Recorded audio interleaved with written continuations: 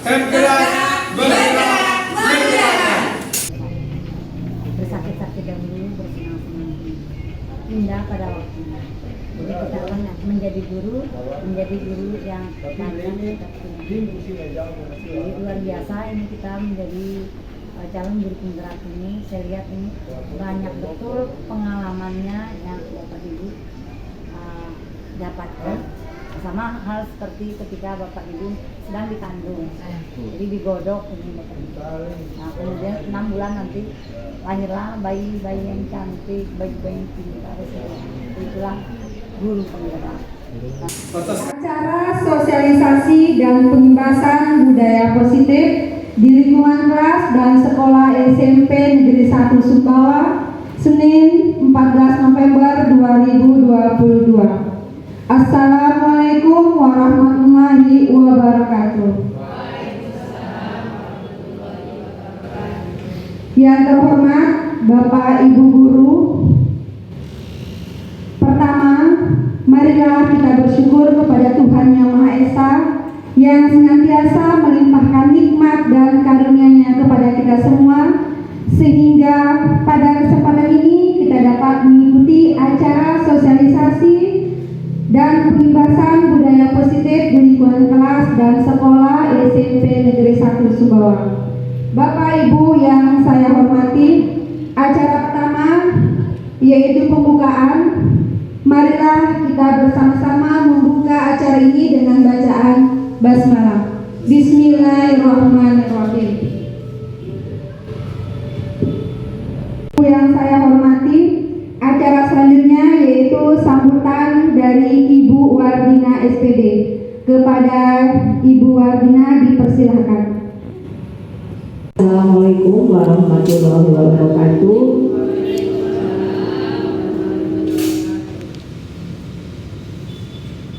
Yang saya hormati rekan-rekan calon guru penggerak dan rekan-rekan guru yang berbahagia, puji syukur kita panjatkan kehadiran Allah Subhanahu wa Ta'ala, karena rahmat-Nya lah pada sore hari ini kita bisa berkumpul di ruang pertemuan ini untuk mengikuti salah satu kegiatan sosialisasi dan pengibasan budaya positif di lingkungan kelas dan sekolah. Bapak Ibu guru penggerak merupakan salah satu program dari Menteri kita yang baru yang kemarin Bapak Nadiem dengan kurikulum Merdeka yang dirangkaikan dengan guru penggerak. Rekan-rekan kita yang bertuju ini sedang melaksanakan pendidikan selama 9 bulan untuk mengikuti calon guru penggerak, dan harapan kedepannya Bapak Ibu guru yang hadir pada sosialisasi sore ini untuk tahun-tahun berikutnya juga bisa lolos dalam kegiatan guru penggerak ini. Apa yang dilakukan teman-teman bertuju ini, kami sangat berharap bahwa itu bisa memotivasi Bapak Ibu sekalian sehingga bisa mengikuti jejak beliau-beliau ini dalam kegiatan guru penggerak.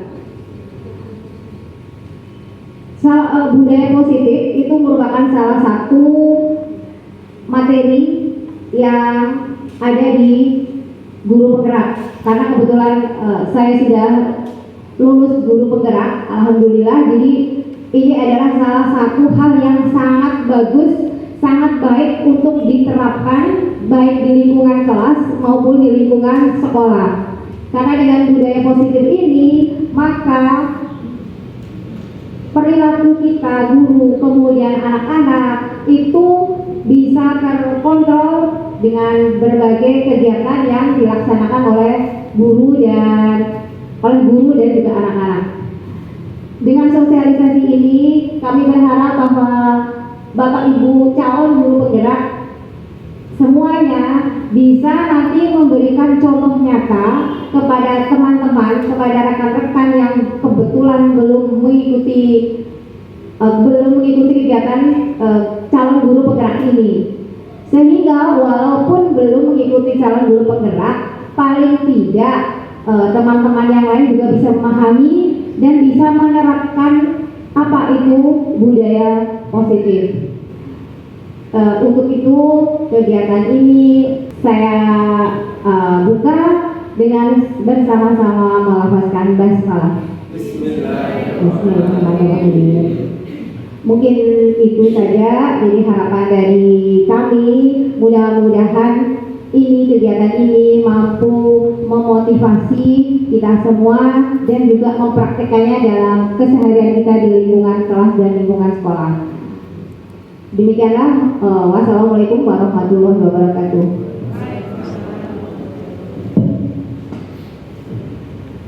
Kepada Ibu Ardina kami ucapkan terima kasih. Bapak-bapak, Ibu yang saya hormati, acara selanjutnya yaitu pemaparan materi oleh 7 CGP dari SMP Negeri 1 Sumbawa.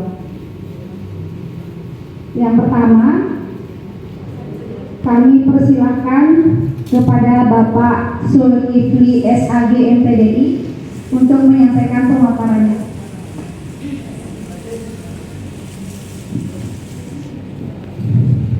Untuk pemaparan materi yang dilakukan oleh 7 CGP, yang pertama yaitu Bapak Zulkifli SAG MPDI, yang kedua Ibu Sahidayana SPD, yang ketiga Ibu Tuti Agustina SPD, yang keempat Ibu Emi Suhermayati SPD, yang kelima Ibu Sri Hidayati SPD, yang keenam Ibu Eka Novriani SPD, dan yang ketujuh adalah Ibu Nurul Apriyatin SPD. Untuk yang pertama yang memberikan pemaparan yaitu Bapak Zulkifli SAG MPDI. Kepada beliau disilakan.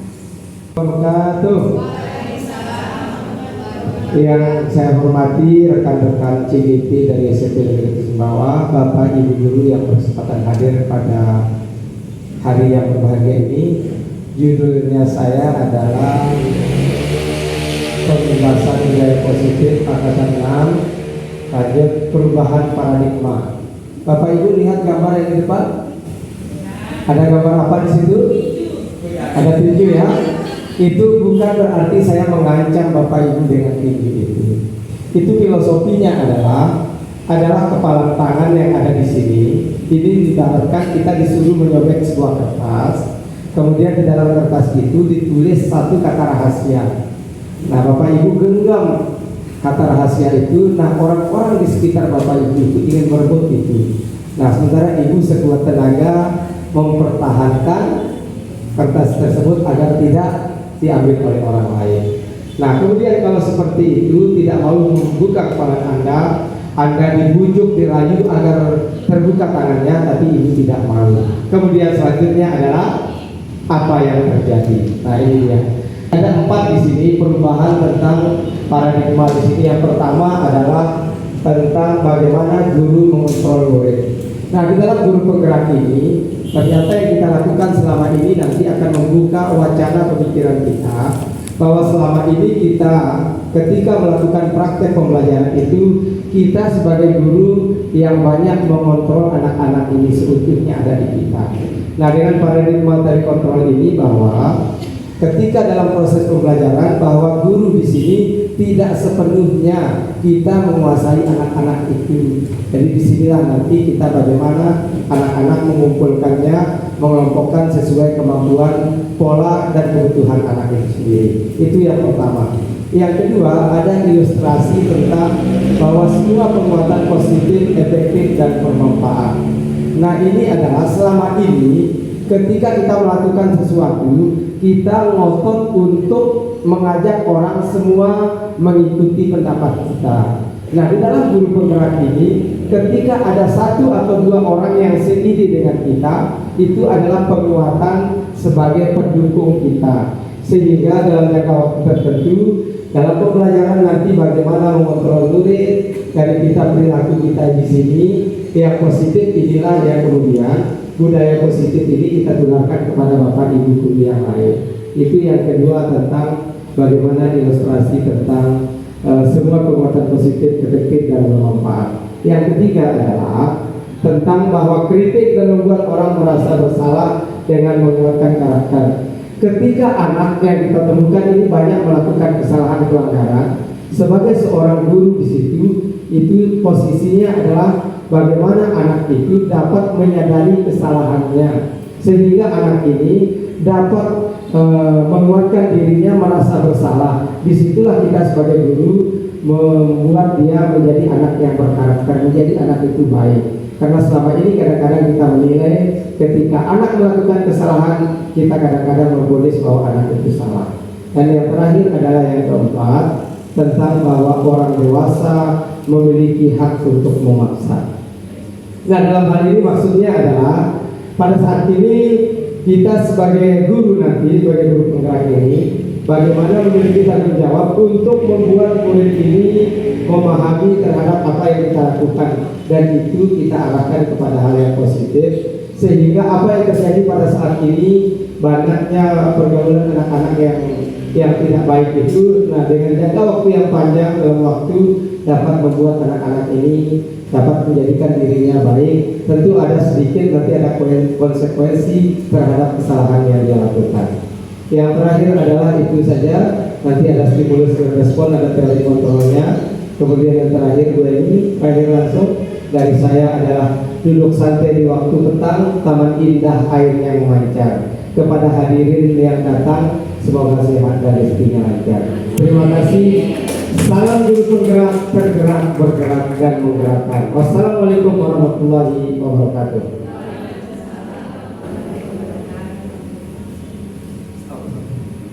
Suhermayati SGD, kepada beliau silakan. Assalamualaikum warahmatullahi wabarakatuh.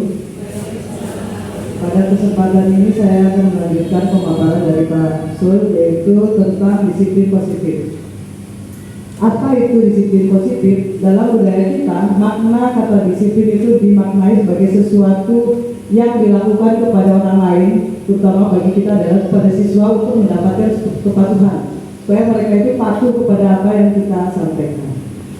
Namun dalam paradigma ini yang disampaikan oleh Pak Sul tadi, perubahan paradigma, disiplin yang diharapkan adalah disiplin positif. Apa itu disiplin positif? Tujuannya adalah untuk menanamkan motivasi kepada murid-murid kita untuk menjadi orang yang mereka inginkan dan menghargai dirinya sendiri dan nilai-nilainya yang mereka percayai. Jadi motivasinya untuk melakukan disiplin itu adalah dari dalam dirinya sendiri, bukan karena dia harus patuh dari perintah gurunya. Ya, sebagai pendidik, tujuan kita adalah menciptakan anak-anak yang memiliki disiplin diri, sehingga mereka bisa berperilaku dengan mengacu pada nilai-nilai kebajikan universal dan memiliki motivasi intrinsik, motivasi dari dalam dirinya, bukan motivasi ekstrinsik, motivasi dari luar. Kemudian sesuai dengan tujuan mulia dari penerapan disiplin positif menurut standar pendidikan nasional adalah agar terbentuk murid-murid yang berkarakter, berdisiplin, santun, jujur, peduli, bertanggung jawab, dan merupakan pembelajar sepanjang hayat sesuai dengan kompetensi lulusan yang diharapkan. Seperti tadi ada nilai-nilai kebajikan universal. Ini adalah contoh-contoh nilai kebajikan universal yang disepakati dan diyakini oleh beberapa institusi organisasi pendidikan. Kalau institusi kita adalah Kementerian Pendidikan, kita sepakati profil pelajar Pancasila, yaitu beriman, bertakwa kepada Tuhan Yang Maha Esa dan berakhlak mulia, mandiri, bernalar kritis, berkebinaan global, kemudian bergotong royong dan kreatif. Kemudian ini adalah contoh-contoh nilai kebajikan dari program yang lain, yaitu IBO, Primary Years Program, ada toleransi, rasa hormat, mandiri, dan sebagainya. Ini contoh yang lain, nilai-nilai kebajikan yang pada Indonesian Heritage Foundation, ada cinta Tuhan, kemandirian, dermawan, hormat, kepemimpinan, toleransi. Kemudian selanjutnya adalah contoh dari lifelong guidelines and life skill. Itu ada keterampilan hidup, kemudian ada fleksibilitas, kemudian ada contoh dari the 7 essential virtues, ada empati, suara hati, kontrol diri, rasa hormat. Kemudian yang terakhir adalah proyek nilai-nilai kebajikan, ada berbagai macam. Ini adalah contoh-contoh nilai kebajikan yang diyakini sehingga terciptanya disiplin positif yang kita harapkan akan menjadi motivasi anak-anak murid kita nantinya. Itu yang dapat saya sampaikan. Terima kasih. Assalamualaikum warahmatullahi wabarakatuh. Dayana SPD. Baik. Assalamualaikum warahmatullahi wabarakatuh. Baiklah, saya akan memaparkan tentang motivasi perilaku manusia.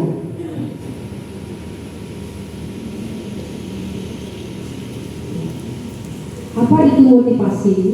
Motivasi merupakan dorongan yang timbul pada diri seseorang secara disadari maupun tidak disadari untuk melakukan suatu tindakan dengan tujuan tertentu.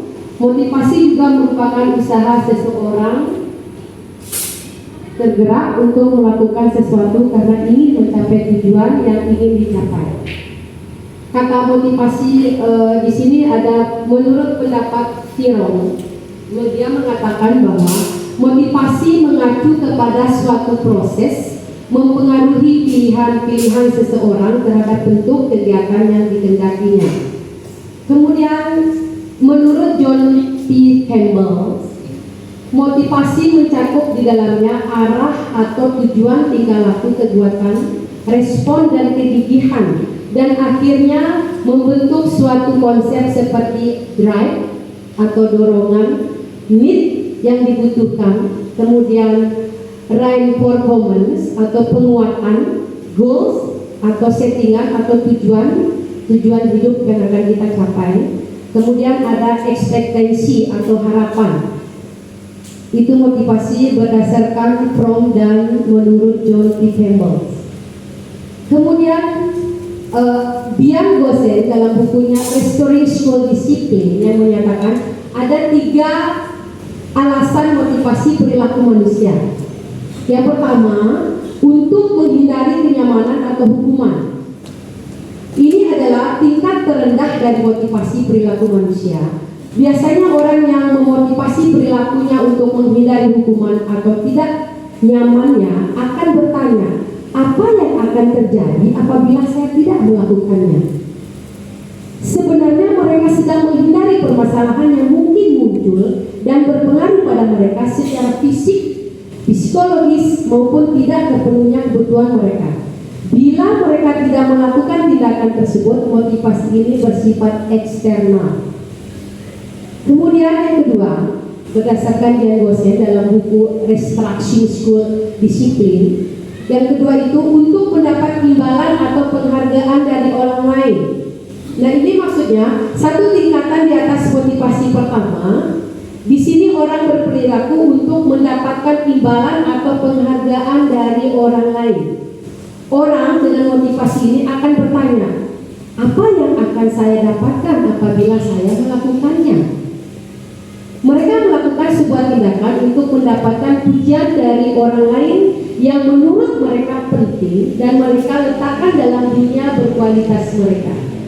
Mereka juga melakukan sesuatu untuk mendapatkan hadiah, pengakuan, atau imbalan. Motivasi ini juga bersifat eksternal. Kemudian yang ketiga, untuk menjadi orang mereka inginkan dan menghargai diri sendiri dengan nilai-nilai yang mereka percaya. Orang dengan motivasi ini akan bertanya, akan menjadi orang seperti apa saya apabila saya melakukannya?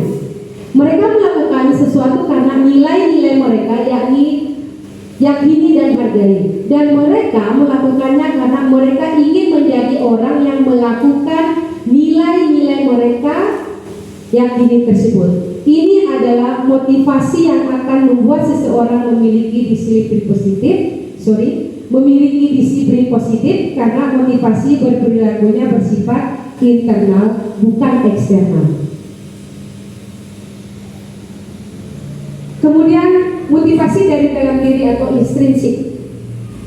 Saat seorang anak belajar untuk pertama kali menggabungkan huruf-huruf dan kata-kata serta menyadari bahwa ia dapat membaca, timbul pijar di matanya dan sebuah senyuman di wajahnya. Anak tersebut begitu gembira bahwa ia telah mempelajari dan menguasai suatu keterampilan baru. Kesadaran akan kemampuannya bahwa dia sudah dapat membaca sesungguhnya sudah merupakan sebuah penghargaan. Jika kita memberikan penghargaan kepada seseorang anak pada saat dia sedang merasa bangga dengan pencapaiannya sendiri, maka kita akan mengambil kegembiraan yang saat itu sedang dirasakan secara alamiah. Itu saja mungkin dari saya tentang motivasi perilaku manusia dalam penerapan budaya positif. Baik, terima kasih. Assalamualaikum warahmatullahi wabarakatuh. Kesempatan yang diberikan. Assalamualaikum warahmatullahi wabarakatuh.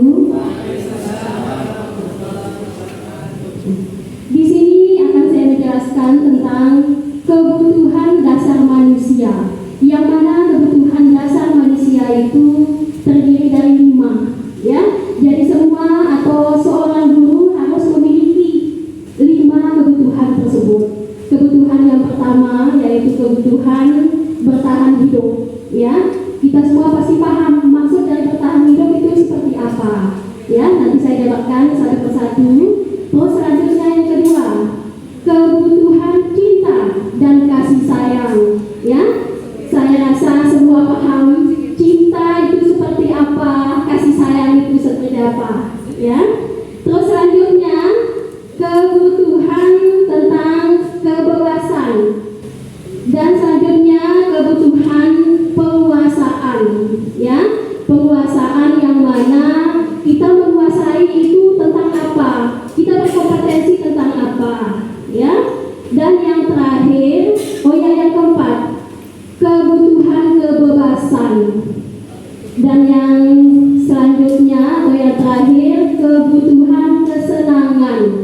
Nah, di sini saya akan memaparkan satu persatu kebutuhan dasar manusia. Yang pertama, kebutuhan bertahan hidup, ya. Ibaratnya, misalkan kita berada di hutan. Nah, mau tidak mau, apa yang ada mungkin karena situasi dan kondisi yang pada saat itu kita kehausan atau kita kelaparan. Nah, jadi apa yang ada di sekeliling kita, contohnya di hutan tadi, ibaratnya air hujan bisa kita minum, terus makanan tumbuh-tumbuhan lain karena kita lapar, di situ tidak ada beras, di situ tidak ada makanan lainnya, jadi terpaksa, ya, kita memanfaatkan situasi dan kondisi. Nah, terus di sini selanjutnya yang berkaitan dengan kebutuhan bertahan hidup. Kebutuhan bertahan hidup itu bersifat fisiologis. Misalnya, kebutuhan fisiologis itu seperti kesehatan. Jadi kesehatan itu sangat utama sekali bagi kita sebagai seorang guru, ya. Sebelum kita tampil dalam kelas, kita harus mempersiapkan kesehatan kita itu fit atau tidak, karena akan berpengaruh dengan bagaimana tampilnya kita di hadapan siswa atau di hadapan murid. Terus selanjutnya, rumah. Alhamdulillah, ya, orang yang mau berusaha, orang yang mau bekerja pasti akan ada jalan yang namanya atau akan mempunyai sebuah rumah. Rumah adalah suatu impian untuk semua orang. Jadi habis kita bekerja atau sehabis kita pulang dari sekolah, kita punya tempat tinggal, ya, yang nyaman, yang tenang, seperti kita pernah mendengar baiti jannati, rumahku, surgaku. Dan selanjutnya makanan. Nah, kita sebagai guru harus mempersiapkan makanannya sebagai gizi kita supaya kita tetap sehat, tampil fit dan prima. Terus selanjutnya cinta dan kasih sayang. Cinta dan kasih sayang di sini ibaratnya kita bisa menyatu dengan siswa. Kita ada pepatah, tak kenal maka tak sayang. Jadi antara kita guru dengan siswa harus saling mengenal. Terus selanjutnya penguasaan. Nah, di sini pembahasan tentang penguasaan di sini, penguatan yang berkaitan dengan kita menguasai segala hal, kompeten dalam segala hal, tampil dalam segala hal. Terus selanjutnya kebebasan. Kebebasan di sini siswa kita lebih ke siswa. Kita memberikan kebebasan kepada siswa, dia mau milihnya misalkan dalam pengerjaan tugas, dia maunya seperti apa, oh dia menguasai apa, ya misalkan dalam tugas tersebut kita beri kebebasan kepada siswa, misalkan dengan memakai LCD, dengan membuat PPT dan lain sebagainya. Jadi kita memberikan kebebasan penuh kepada siswa. Dan selanjutnya yaitu tentang kesenangan ya. Di sini ibaratnya kita semua pengen senang ya. Jadi kita dalam bekerja dengan siapapun, dengan lingkup siapapun, kita berinteraksi harus dengan nyaman. Di mana kita bekerja, kita harus membina yang namanya interaksi. Mungkin itu saja yang bisa dapat saya sampaikan. Wassalamualaikum warahmatullahi wabarakatuh. Kristina SPG.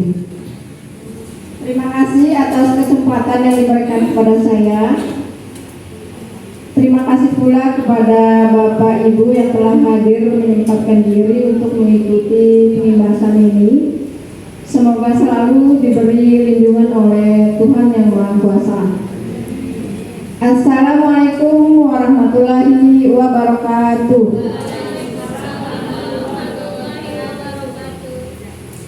Apa yang telah disampaikan oleh teman kami tadi, yaitu Pak Zul, kemudian Ibu Emi, Ibu Saidana, dan Ibu Nurul, yaitu tentang paradigma pendidikan, disiplin positif, motivasi perilaku manusia, dan kebutuhan dasar manusia. Nah, untuk bagian saya ini adalah keyakinan kelas. Jadi apa yang disampaikan tadi adalah penerapannya Bapak Ibu di kelas. Jadi di kelas itu sebaiknya kita ganti peraturan kelas itu dengan keyakinan kelas ya. Jadi keyakinan merupakan nilai-nilai kebajikan universal yang disepakati secara tersirat dan tersurat oleh peserta didik terhadap Bapak Ibu guru yang mengajar di kelas. Nah, adapun ciri-ciri dari keyakinan kelas tersebut yaitu nilai-nilai kebajikan menekankan pada keyakinan seseorang akan lebih tergerak dan bersemangat untuk menjalankan keyakinannya daripada hanya sekedar mengikuti serangkaian peraturan yang tertulis tanpa makna. Murid-murid pun demikian Bapak Ibu. Jadi mereka perlu mendengarkan dan memahami arti sesungguhnya tentang peraturan-peraturan yang diberikan. Apa nilai-nilai kebajikan di balik peraturan tersebut dan apa tujuan utamanya, serta menjadi tidak tertarik atau takut sehingga hanya sekedar mengikuti serangkaian peraturan-peraturan yang mengatur mereka tanpa memahami tujuan mulianya. Baik Bapak Ibu, jadi mulai sekarang tolong dibuat keyakinan kelas, diubah peraturan kelasnya karena keyakinan kelas ini mengandung kalimat positif. Nah itu ada contohnya, yaitu peraturan kelas itu contohnya jangan berlari di kelas atau koridor. Sedangkan untuk keyakinan kelas, berjalanlah di kelas atau koridor. Jadi di situ menggunakan kata-kata yang positif. Adapun contoh yang lain yaitu kami guru dan murid yang saling menyayangi. Nah di situ kan banyak makna Bapak Ibu. Jadi murid menghormati guru, guru juga menyayangi muridnya. Itu ada timbal baliknya. Kemudian yang kedua, kami murid yang semangat belajar. Jadi anak-anak akan belajar dengan bersemangat tanpa harus ada rasa ketakutan terhadap aturan-aturan kelas yang sudah dibuat. Kemudian kami murid yang peduli dengan teman-teman. Kemudian di sini juga kita bisa melihat perbedaan kalimat peraturan dan keyakinan kelas Bapak Ibu. Selalu kembalikan buku ke tempatnya. Nah itu adalah peraturan kelas. Sedangkan keyakinan kelas kita hanya mencantumkan kalimat tanggung jawab. Nah jadi saya berhimbau kepada Bapak Ibu dan kita semua supaya di kelas itu apa yang dijelaskan oleh Bapak Ibu tadi sebelum saya itu adalah disiplin kelas adalah penerapannya, keyakinan kelas adalah penerapannya. Jadi mulai besok mungkin kita bisa menyusun kembali mengganti peraturan kelas dengan keyakinan kelas. Demikian dari saya. Assalamualaikum warahmatullahi wabarakatuh. Dari Ibu Eka Novriani. Bismillahirrahmanirrahim. Assalamualaikum warahmatullahi wabarakatuh. Terima kasih atas kesempatannya diberikan kepada saya. Masih semangat Bapak Ibu ya? Semangat ya. Jadi di sini saya akan menjelaskan tentang posisi kontrol kita sebagai seorang guru. Jadi posisi kontrol ini ada 5, diantaranya adalah sebagai penghukum. Kemudian yang kedua pembuat orang merasa bersalah. Posisi yang ketiga adalah teman. Yang keempat pemantau dan yang kelima adalah manajer. Kita sebagai guru sebelum saya sebelum mengenal materi budaya positif ini sering sekali melakukan memposisikan diri di penghukum. Ya, di penghukum ini seseorang penghukum bisa menggunakan hukuman fisik maupun verbal. Orang yang menjalankan posisi penghukum senantiasa mengatakan bahwa sekolah memerlukan sistem atau alat yang dapat lebih menekankan kepada murid-murid lebih dalam lagi. Contoh kalimat yang sering kita gunakan sebagai penghukum: patuhi aturan saya atau awas. Ya, itu penghukum. Itu tidak sesuai dengan budaya positif ya Bapak Ibu.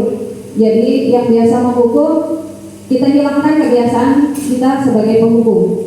Kemudian posisi yang kedua adalah membuat orang merasa bersalah. Ini juga sering saya lakukan kepada siswa.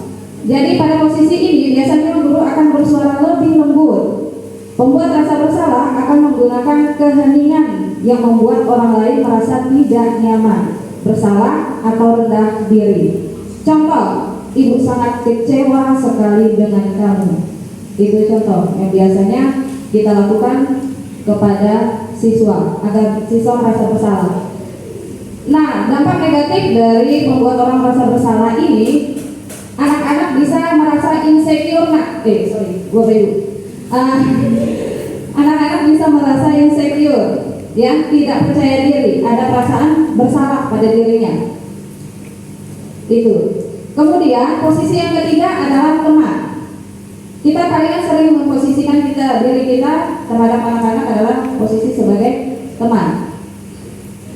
Posisi sebagai teman ini tidak akan menyakiti murid, namun akan tetap berupaya mengontrol murid melalui persuasi. Posisi teman pada guru bisa negatif ataupun positif. Positif di sini berupa hubungan baik yang terjalin antara guru dan murid. Sedangkan posisi negatifnya kadang-kadang anak-anak suka melunjak, ya, kurang menghargai guru, ya. Kemudian posisi yang keempat adalah sebagai pemantau. Jadi posisi memantau ini mengawasi. Pada saat kita mengawasi, kita bertanggung jawab atas perilaku orang-orang yang kita awasi. Posisi pemantau ini berdasarkan pada peraturan dan konsekuensi. Dengan menggunakan sanksi atau konsekuensi, kita dapat memisahkan hubungan pribadi kita dengan murid. Contoh kalimat yang sebagai pemantau, guru sebagai pemantau, apa yang telah kamu lakukan? Peraturan apa? Sanksi atau konsekuensi apa? Kemudian yang terakhir adalah posisi sebagai manajer. Di posisi sebagai manajer ini adalah posisi di mana guru berbuat sesuatu bersama dengan murid, mempersilahkan murid mempertanggungjawabkan perilakunya, mendukung murid agar dapat menemukan solusi atas permasalahannya. Di manajer, murid diajak untuk menganalisis kebutuhan diri dirinya maupun kebutuhan orang lain. Di sini penekanan bukan pada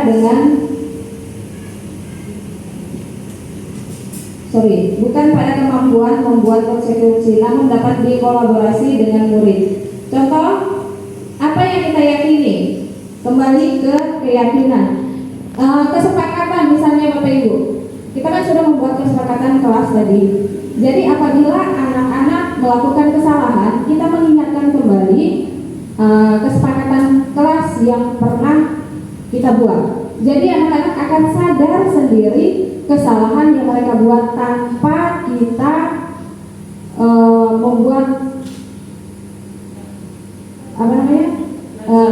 merasa bersalah, tanpa menghukum mereka. Iya, itu saja dari saya Bapak Ibu tentang posisi kontrol kita sebagai seorang guru. Terima kasih. Assalamualaikum warahmatullahi wabarakatuh. Yaitu dari Ibu Sri Hidayati SPD. Terima kasih. Assalamualaikum warahmatullahi wabarakatuh. Ini adalah teori atau konsep terakhir ya dari budaya positif, di mana teori-teori yang sudah disampaikan itu nanti insya Allah yang nanti yang CDP nantinya ya, itu adalah merupakan budaya positif yang kami jelaskan ini. Dan ini adalah yang terakhir, yaitu segitiga restitusi. Bapak Ibu sudah pernah mendengar istilah restitusi? Sama ya, benar, sama. Tapi saya mengenal restitusi ini pada saat saya mengikuti CDP ini ya, dan ini adalah suatu permasalahan kita semua. Bagaimana cara kita untuk menyelesaikan suatu masalah terhadap murid. Jadi sebelum saya menjelaskan apa itu segitiga restitusi, saya harus menjelaskan dulu apa itu restitusi. Ya, jadi restitusi itu adalah proses atau cara yang baik ketika kita menyelesaikan suatu permasalahan anak-anak didik kita, atau kita menyelesaikan suatu, bukan menyelesaikan, memperbaiki kesalahan mereka sehingga mereka bisa kembali pada kelompok mereka dengan karakter yang lebih kuat. Nah, restitusi juga bisa disebut sebagai proses kolaboratif yang mengajar murid untuk mencari solusi untuk masalah mereka dan membantu murid berpikir tentang orang seperti apa yang mereka ingin menjadi atau tujuan mulia, dan bagaimana mereka harus mempertemukan orang lain.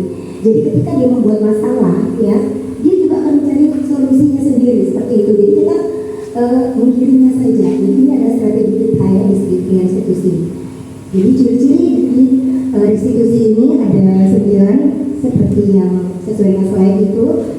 Bukan untuk menebus kesalahan, namun untuk belajar dari kesalahan mereka, kemudian memperbaiki hubungan, tawaran bukan paksaan. Restitusi menuntut untuk melihat ke dalam diri. Kemudian restitusi mencari kebutuhan dasar yang mendasari tindakan. Restitusi diri adalah cara yang paling baik dan lain sebagainya. Ya, seperti yang ada sesuai dengan slide di sana. Kemudian, Diana Gosen ya, ini luar biasa ya, beliau seorang ahli psikolog ya, di mana beliau ini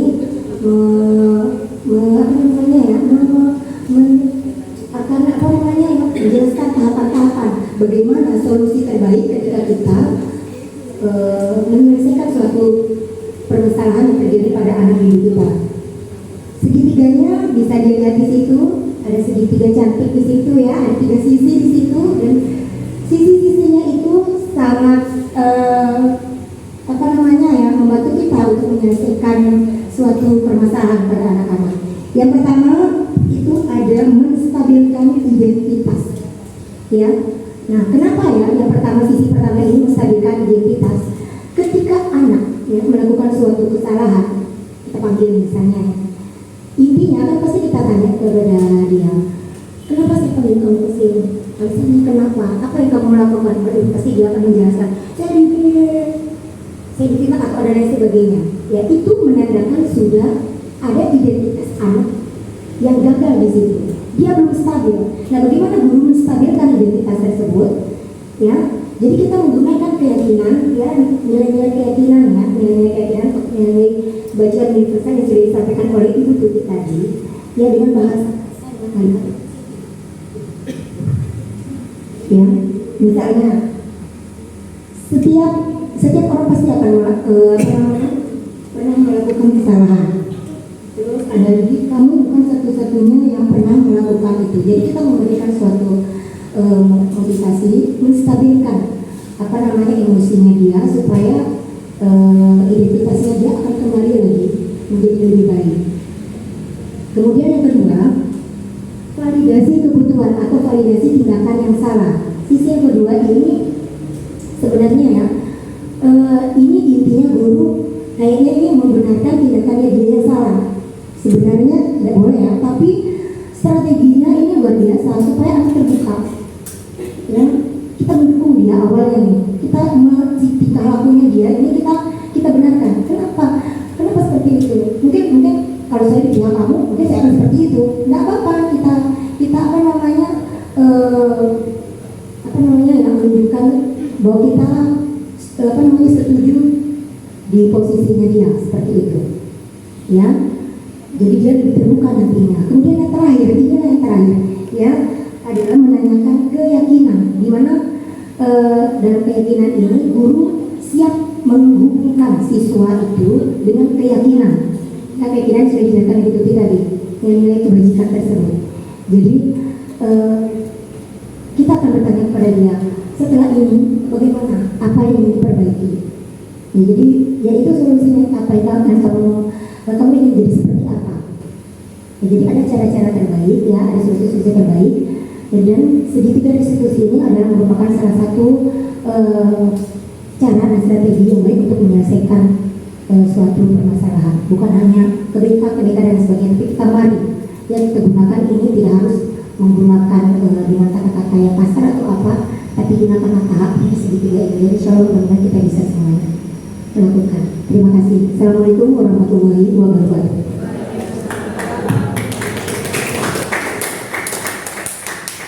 Ketujuh tim pemaparan materi CGP SMP Negeri 1 Sumbawa. Untuk acara selanjutnya yaitu sesi tanya jawab.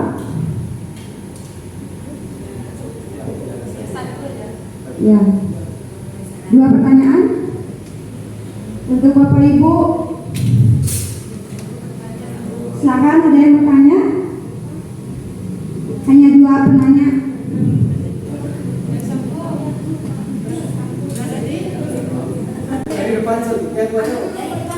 Assalamualaikum warahmatullahi wabarakatuh. Terima kasih atas kesempatannya. Cukup singkat saja pertanyaan dari saya. Apa korelasi dari spanduk yang ada di depan itu dengan yang Anda paparkan? Terima kasih. Ila buat ini sampai U ya dengan yang Anda paparkan. Terima kasih. Lagi sabar.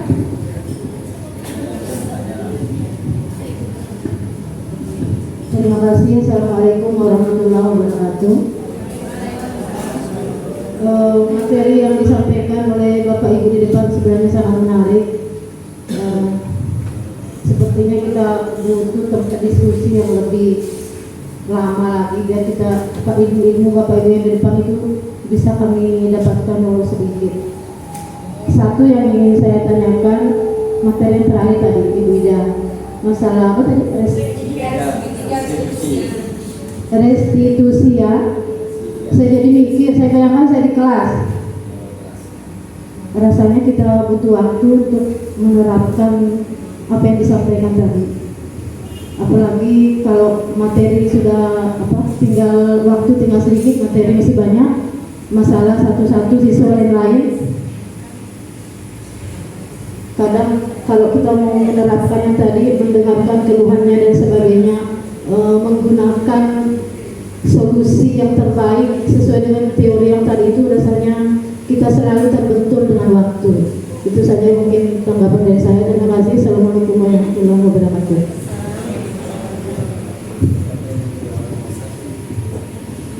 Warahmatullahi wabarakatuh. Masih semangat dulu ya. Terima kasih, pertanyaan yang bagus dari Ibu Loki. Apa hubungan antara yang kami paparkan tadi bertuju dengan spanduk kami?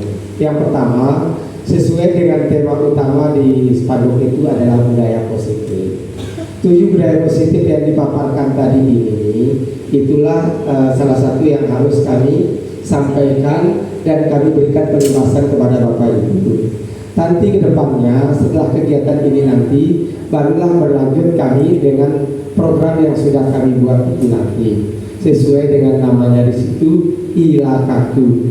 Pas 7 program itu nanti sejumlah kami bertujuh 7 suku kata ya, betul ya? 7 ya, ILAKAKU ya. Itu nanti. Jadi budaya positif yang kita lakukan hari ini adalah awal yang nanti kami konkretkan, kami wujudkan dalam program. Dan setiap kami nanti bertuju, inilah program yang akan kami sampaikan. Ini bukan yang pertama, akan ada kelanjutan berikutnya. Jadi seperti itu. Terima kasih.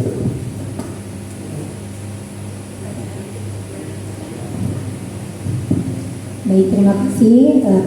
Pertanyaan yang ditujukan kepada saya, jujur, segitiga restitusi ini mungkin ya sudah sering kita lakukan. Ya, bedanya bahasa mungkin kita gunakan dan tahapan yang kita gunakan kepada siswa. Karena bahasanya di sini adalah bahasa baku. Saya pernah bertanya kepada fasilitator saya, gimana ya bahasa kita? Apakah kamu tahu? Misalnya ya, kan bahasa seperti itu ya. Bagaimana cara kamu memperbaiki masalah ini? Saya yakin anak-anak pasti akan bingung. Apa ini dia tahu? Ini pasti akan seperti itu. Iya. Jadi disesuaikan kultur. Nah, mengenai masalah pembagian, bagaimana membagi waktu, kita bisa mengambil waktu di luar jam. Kita mengambil luar jam, jadi kita terapkan restitusi tersebut. Kita menstabilkan identitasnya, kenapa dia melakukan hal seperti itu, ya alasannya kenapa. Terus ada tindakan, kita membenarkan sedikit juga tindakannya dia salah. Mungkin ya kenapa kamu tidak menyukai apa namanya bagaimana pelajarannya ibu di dalam kelas atau dan lain sebagainya. Tentu dia pasti akan terbuka, Bu. Ya, kita mencari apa yang dia inginkan seperti itu. Dan terakhir, nah dia yang melakukan, dia juga yang insya Allah nantinya akan siap untuk apa namanya ya memperbaiki dirinya dengan menggunakan nilai-nilai kebajikan tadi. Apakah saya nanti mungkin dia meminta maaf, kita kan ada bahasa, terus bagaimana cara kamu menyelesaikan masalah ini? Tentunya dia pasti akan berbicara, saya akan minta maaf atau saya ingin menjadi orang bertanggung jawab ke depannya, seperti itu. Jadi dia nanti akan menemukan apa motivasi atau nilai-nilai kebajikan dalam dirinya. Itu yang ingin sekali kita terapkan di dalam jiwa atau perilaku atau karakter dari anak didik kita nantinya. Mungkin enggak itu, mungkin ada teman-teman yang bisa menambahkan. Terima kasih atas pertanyaan dari teman-teman.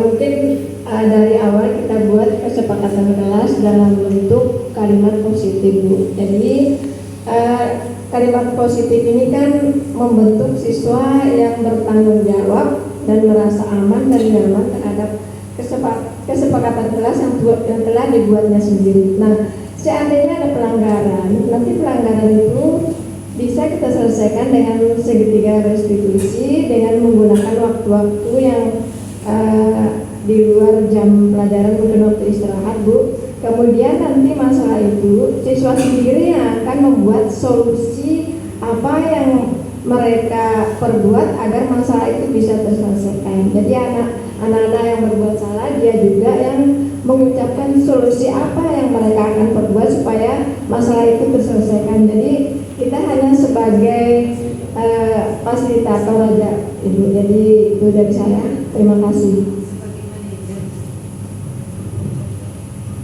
Ya, saya tambahkan sedikit.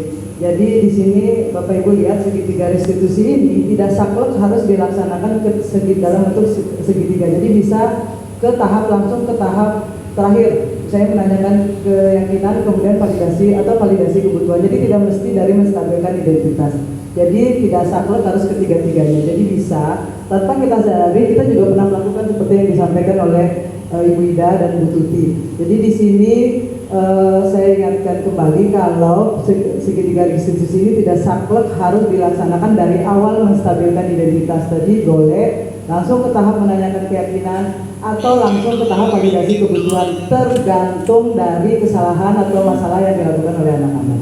Jadi seperti yang disampaikan sampaikan Bu Tuti, kalau guru, kita sebagai guru itu tadi kembali ke posisi kontrol yang disampaikan oleh Ibu Nurul, kita sebagai manajer. Jadi kita hanya mengarahkan anak-anak, memberikan ruang seluas-luasnya kepada anak untuk dia yang menemukan sendiri apa solusi dari permasalahannya. Jadi kita tidak lagi memberikan hukuman-hukuman kalau bisa.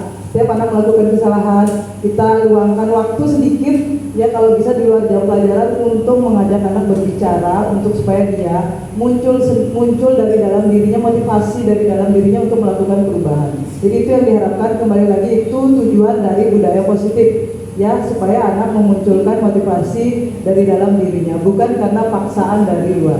Itu terima kasih. Assalamualaikum warahmatullahi wabarakatuh.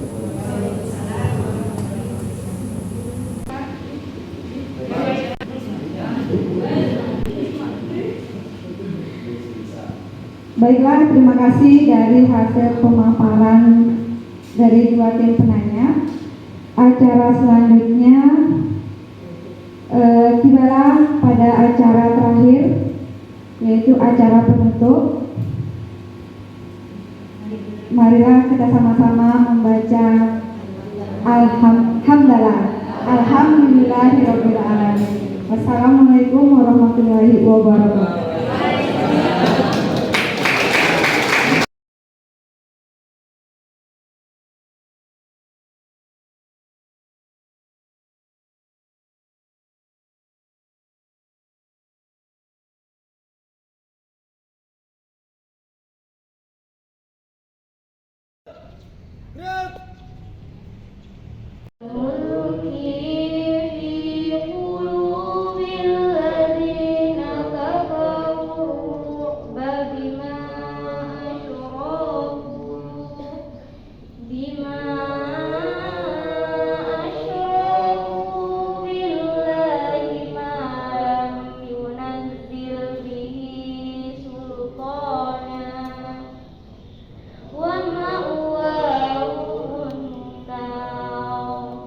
والذين كفروا وكذبوا بآياتنا